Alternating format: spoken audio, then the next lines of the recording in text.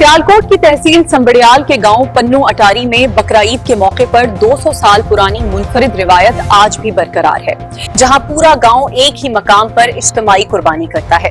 तफसीलात के लिए सियालकोट से हमारे रिपोर्टर मोहम्मद इरफान की रिपोर्ट देखते हैं। आप देख रहे हैं आज तक पाकिस्तान न्यूज, खबर सच के साथ। सियालकोट की तहसील संबड़ियाल के गांव पन्नू अटारी में ईद उल अज़हा के मौके पर 200 साल पुरानी मुनफरिद रिवायत आज भी बरकरार है, जहां पूरा गांव एक ही मकाम पर इज्तिमाई कुर्बानी करता है।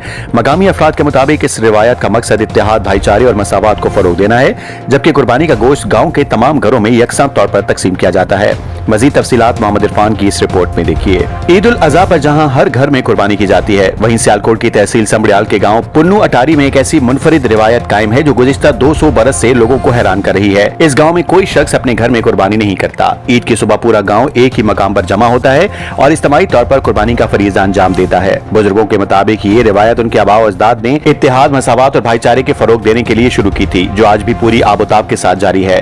कुर्बानी के बाद गोश्त को इंतहाई मुनज़्ज़म अंदाज में तकसीम किया जाता है और गाँव के हर घर तक पहुँचाया जाता है, चाहे उसने कुर्बानी में हिस्सा लिया हो या नहीं। यही वजह है कि यहाँ अमीर और गरीब के दरमियान कोई फर्क महसूस नहीं होता और सब एक खानदान की तरह ईद की खुशियां मनाते हैं। दिलचस्प बात यह है कि जदीद दौर में भी नई नस्ल इस रिवायत को फख्र के साथ आगे बढ़ा रही है। पन्नू अटारी का ये गांव आज भी हमें ये पैगाम दे रहा है कि कुर्बानी का असल मकसद सिर्फ जानवर ज़िबा करना नहीं, बल्कि मोहब्बत, ईसार, अखुवत और अपनी अना को कुर्बान करना भी है।